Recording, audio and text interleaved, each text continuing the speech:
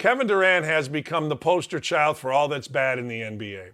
Didn't need to be that way. Seemingly a really nice guy, cares for his mother, but the way he talks on podiums, the way he conducts himself in public is horrible.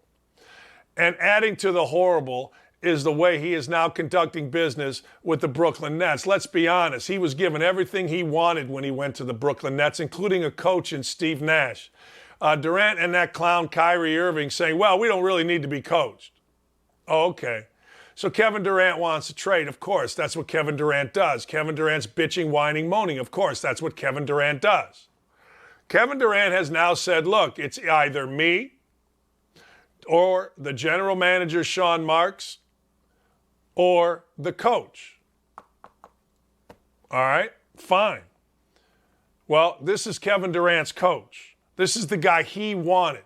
He wanted Kevin Durant to have or to be coached by Steve Nash. Now, let me ask you a question. All of a sudden, after a year, this no good, huh? All of a sudden, after a year, Kevin Durant wants out. Think about the mess that Brooklyn has by acquiescing to pain in the backside star players.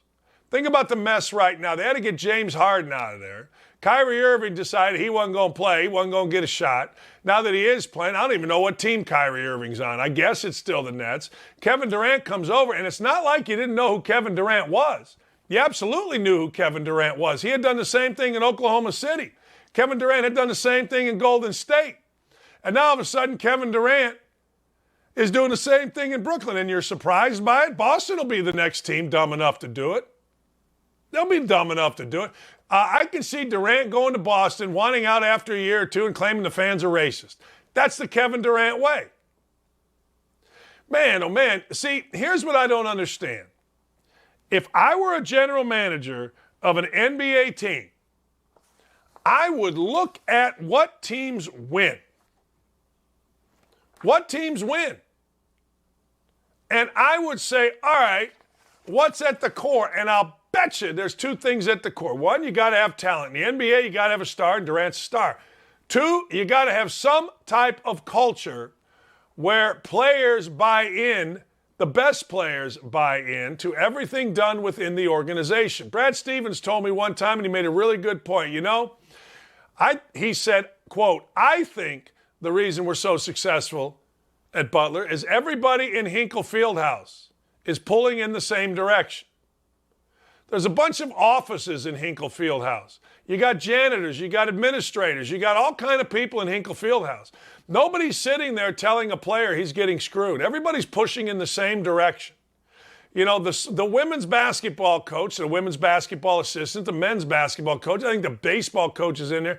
There's nowhere for players to go to think they're being screwed.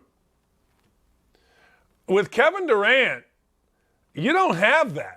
With Kevin Durant, all you have is a guy that comes in and immediately thinks that he's being screwed and immediately causes a problem, immediately bitches, whines, and moans, and immediately recruits. And this is the most important thing. He recruits. What does that mean, Dan? Well, that means he goes and gets others to sit, bitch, whine, and moan with him.